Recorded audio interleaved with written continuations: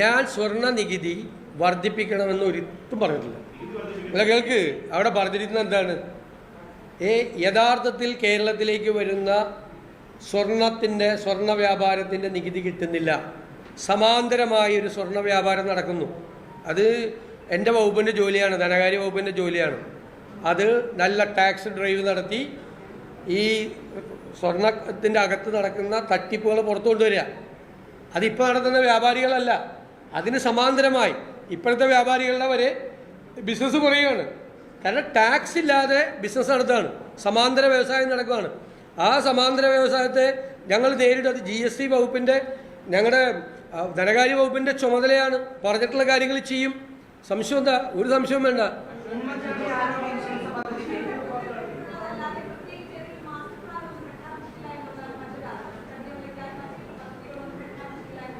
അത് പ്രഖ്യാപിച്ചല്ലോ, നിങ്ങൾ കേൾക്കായിരുന്നിട്ടാണ്. ശബരിമല ഇല്ലേ, ഗുരുവായൂർ, കൊട്ടിയൂർ, തിരുവല്ലം 4 ക്ഷേത്രങ്ങളെ തിരുപ്പതി മോഡലാക്കുന്നതിന് വേണ്ടിയിട്ട് അതിന് പൈസയൊന്നും വേണ്ട. അതറിയാൻ പാടില്ലേ?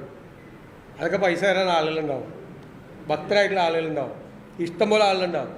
തിരുപ്പതി മോഡലുള്ള പ്രോജക്റ്റ് ഗവൺമെൻറ് ദേവസ്വം ബോർഡുകളൊക്കെ ആയിട്ട് ആലോചിച്ച് അത് ചെയ്യും. അത് ഇംപ്ലിമെൻറ്റ് ചെയ്യാൻ വേണ്ടിയിട്ട് ഒരു കോർപ്പസ് ഉണ്ടാക്കും.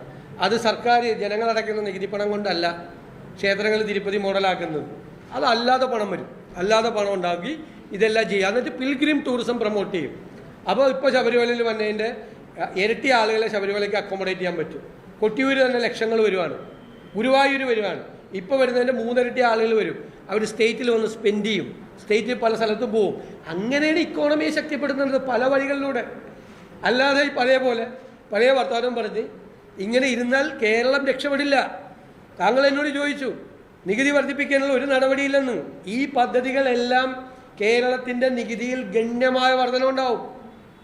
നിങ്ങൾ നോക്കിയോ, അടുത്ത വർഷം ഞാൻ ഇവിടെ ഇരിക്കില്ലേ?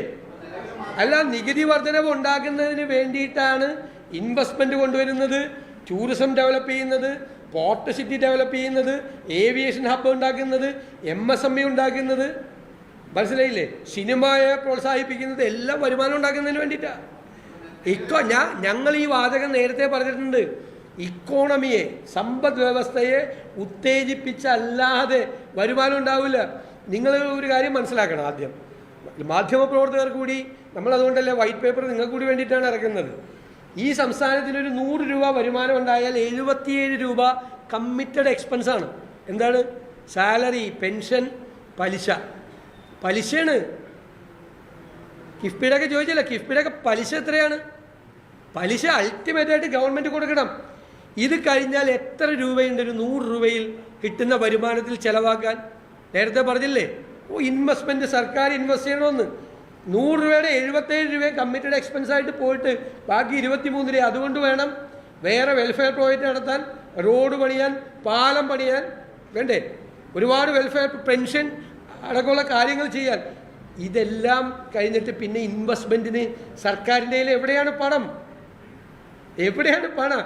ഈ യാഥാർത്ഥ്യം തിരിച്ചറിഞ്ഞു എന്നുള്ളതാണ് UDFൻ്റെ പ്രത്യേകത.